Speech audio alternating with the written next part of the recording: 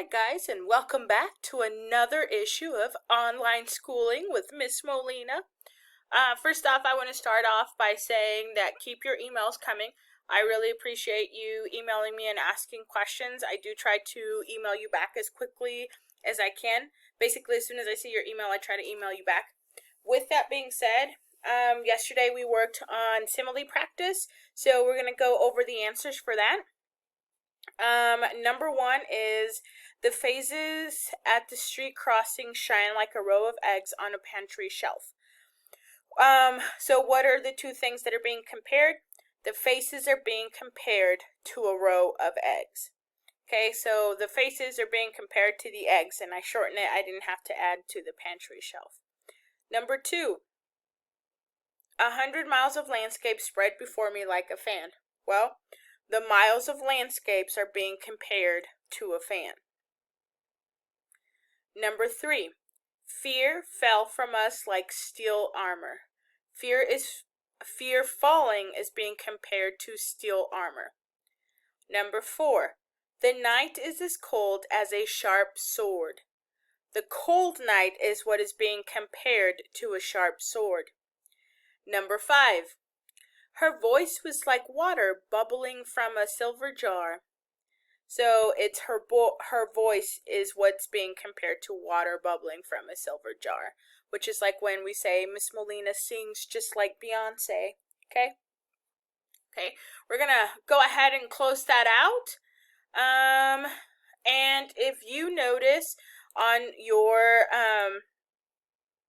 Google Classroom, you have what is WebQuest Day 4. And you will have two things that you will be turning in.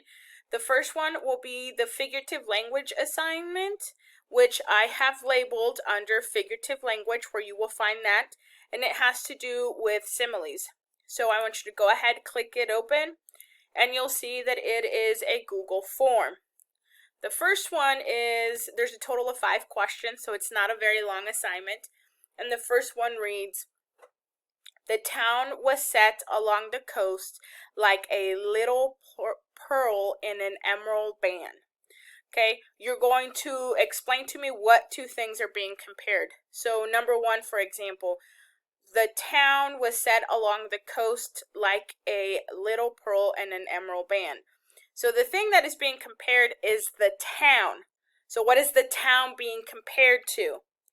That is, well, you'll fill that in, and that's how you'll do all of them. Once you get done answering incomplete sentences, please, you will click on submit, okay? So that's after watching this wonderful video, that's the second thing you'll do. After that, you'll see that I have added WebQuest Day 4, and you will just click on WebQuest Day 4 just like we have been doing. So you open up the questions. As a reminder, remember, you don't need to ask me for permission to edit this because you all have been made a copy for you, and you are typing right on this copy. So website 1, if you didn't get a chance to read, we are reading about the resistance of our small country, Denmark.